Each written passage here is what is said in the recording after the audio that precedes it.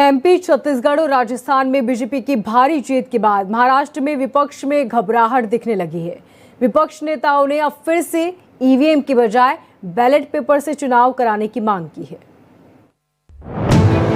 5 राज्यों के चुनाव के बाद अब महाराष्ट्र के सभी विपक्षी पार्टियों के नेता एक सुर में ईवीएम बंद करने की मांग करने लगे हैं और चुनावी नतीजों पर सवाल खड़ा कर रहे हैं। विपक्षी दलों को डर है कि मध्य प्रदेश, छत्तीसगढ़ और राजस्थान की तरह ही कहीं महाराष्ट्र में भी उनका सफाया न हो जाए।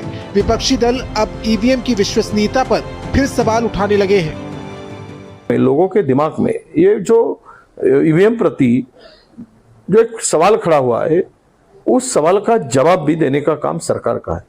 तो ये सरकार को दिखाने के लिए अगर एक बार कि हम लोग जनता के वोट के भरोसे और ईमानदारी से चुनाव जीतते हैं, ये दिखाने का प्रयास सरकार करे, तो इसके लिए एक बार बैलेट पेपर पे चुनाव हो तो ये सरकार हिम्मत बताए और दूध का दूध, पानी का पानी दिखे।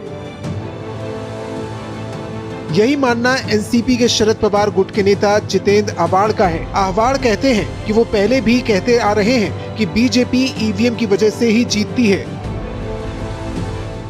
आपके सामने में मैंने 10 बार कहा है कि अगर चुनाव में 1% भी किसी को शक है तो उस शक की तरफ ध्यान दो। अगर अमेरिका, जर्मनी, फ्रांस, नीदरलैंड, सब पश्चिमात्य देश ईवीएम से हटके बैलेट पे आए हैं, तो हम भारत जैसे विश्व के सबसे बड़े गणतंत्र के मालिक ये आग्रह क्यों करते हैं कि हम ईवीएम पे ही बने रहेंगे।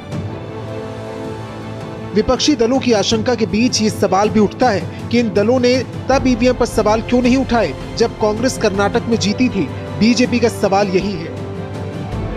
उनको अचानक ईवीएम पे शक आने लग गया है, तो मैं उनको ये पूछना चाहता हूँ कि उनको ईवीएम पे शक कर्नाटक के चुनाव के बाद क्यों आया नहीं। फिर 2014 और 19 के लोकसभा चुनाव के बाद यही लोगों ने ईवीएम के ऊपर शक क्यों उठाया नहीं। इनके 18 सांसद चुन के आए थे। ये सही है कि विधानसभा चुनावों में बीजेपी की बम्पर जीत ने विपक्षी दलों में चिंता पैदा कर दी है। उन्हें समझ में नहीं आ रहा है कि जनता के बीच भारी समर्थन मिलने के बाद भी चुनावी नतीजे उनके खिलाफ कैसे चले गए। ऐसे में ईवीएम को लेकर सवाल उठाने का दौर अभी लंबा चलने वाला है। अभिषेक पांडे, भारत एक्सप्रेस, मुंबई।